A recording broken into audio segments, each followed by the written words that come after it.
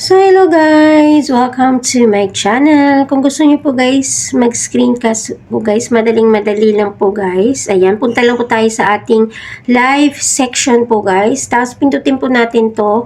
Mag-title po tayo. Example, Mr. TV.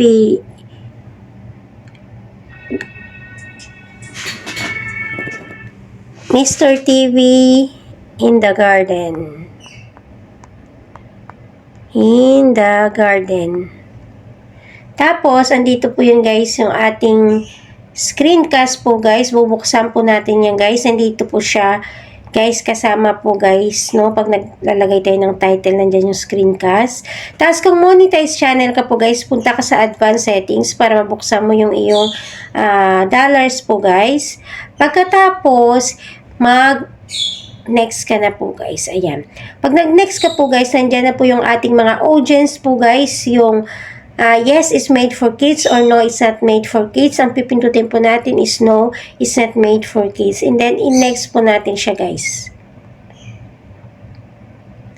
Pagkatapos po guys, nandyan na po yung lapis po guys. Pwede ka guys mag-upload ng thumbnails or kuha ka ng thumbnail po guys. Pero tayo guys, dahil hindi naman tayo guys mag-aano ng thumbnail, at ito guys ay tutorial lang naman po guys para sa mga gustong mag-screencast. So, ini-next na natin siya guys. So, pagpasok nyo po guys sa screencast broadcast po guys, meron po diyang may mga tips po dyan guys na dapat gagawin nyo guys para po guys na hindi ka magka-problema sa pagsi-screencast mo.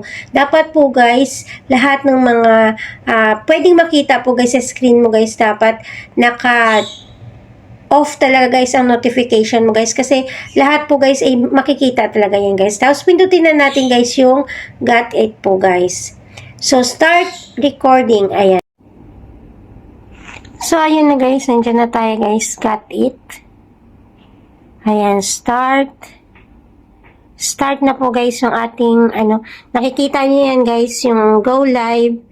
Ito po yung ating guys, so yan yung ating sa camera po guys, sa volume. Ayan, i-open niyo yung message.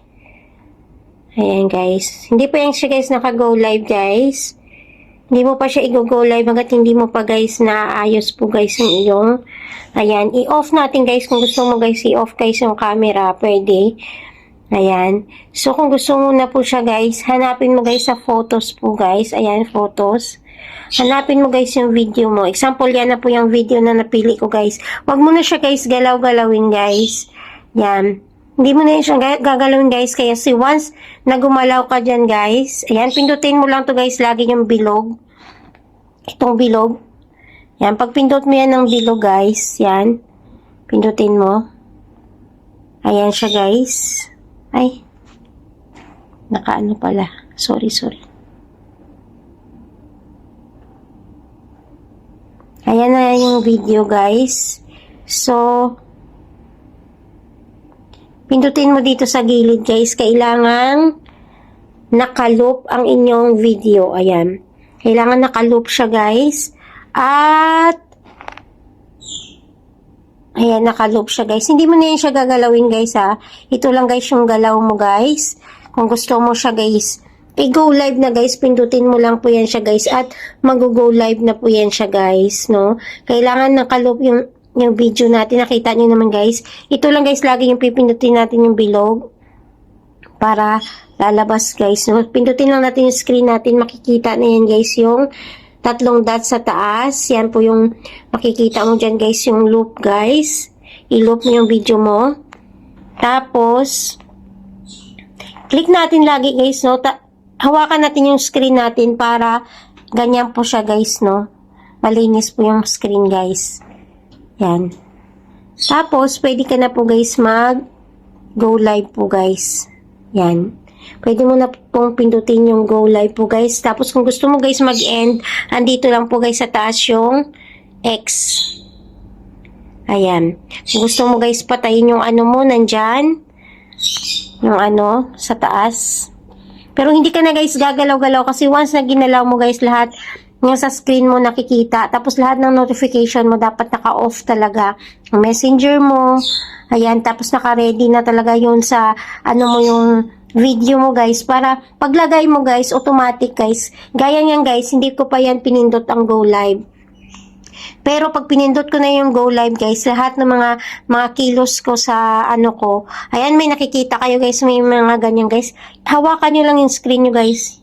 Yan. Para mawala po siya guys, malinis po siya. At huwag nyo na po siyang galaw-galaw guys, kasi lahat ng paggalaw nyo guys, nakikita na pa yan guys sa screencast nyo guys. No? Once na pinindot nyo yung go live guys, makikita na po yan guys yung inyong yan. Ayan po yung camera natin. Pwede nyo po yung siyang buksan kung gusto mo siyang buksan. Pwede mong i-mute. Ayan, naka-mute yan lahat kung gusto mong tahimik. Kasi once hindi mo yan minute guys, rinig na rinig talaga guys yung mga usapan guys sa screencast mo. Kaya mas maganda i-mute mo guys para hindi siya kung maingay yung paligid mo guys. So yun lang guys, sana nagustuhan yung aking tutorial. At tandaan nyo guys, once na nag-go live na yan siya guys, lahat ng mga activity mo sa screen mo, kitang-kita. Kaya doon po tayo, ingatan po natin guys na siguraduhin natin nakapwesto na yung video bago natin siya i-go live guys. Ayan.